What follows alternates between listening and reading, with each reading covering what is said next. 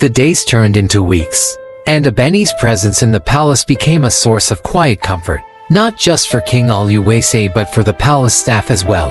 Her stories carried lessons that seemed to touch everyone who heard them. One evening, as the full moon bathed the palace in its silver glow, the king summoned Ebeni for a private audience.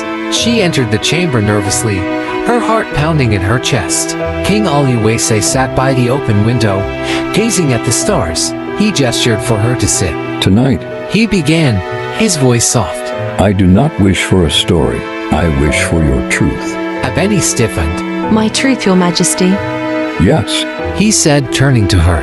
you speak of love, loss, and courage with such conviction, but you do not speak of yourself. Why did you come here, Ebeni? For a moment, she considered lying, but the weight of the question demanded honesty. I came because I believe love is the essence of life, Your Majesty. Your decree has stolen that essence from your people. My own sister's betrothal was postponed because of it.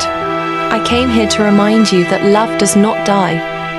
It changes form, but it remains, even in grief. The king studied her, his expression unreadable. And do you think I am wrong for grieving my wife? No, Ebeni replied firmly. but I think your grief has blinded you to the love that still surrounds. You, the love of your people, your family, and the memory of Queen Adela. She would not have wanted you to deny love to yourself or to others. Silence stretched between them. Then the king sighed, his shoulders sagging. I have failed my people, haven't I? Ebeni placed a hand on her chest. Your people are resilient, Your Majesty. They have waited because they respect you. But now, they need their king to lead them back to joy. A week later, a royal decree was issued across Olorun. The king has lifted the ban on marriage. The festival of Eyo will resume in its full glory, and the kingdom shall celebrate the bonds of love and unity once more. The announcement was met with cheers and celebrations throughout the land.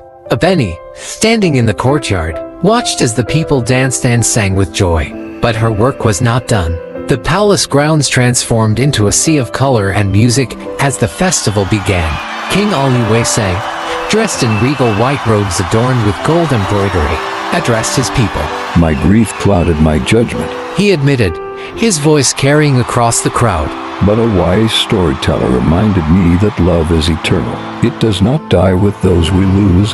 It lives on in our memories, our actions, and our hearts. Today, I honor my late queen, and I honor all of you who have waited patiently for this day. He paused, his gaze sweeping over the crowd before settling on Ebeni.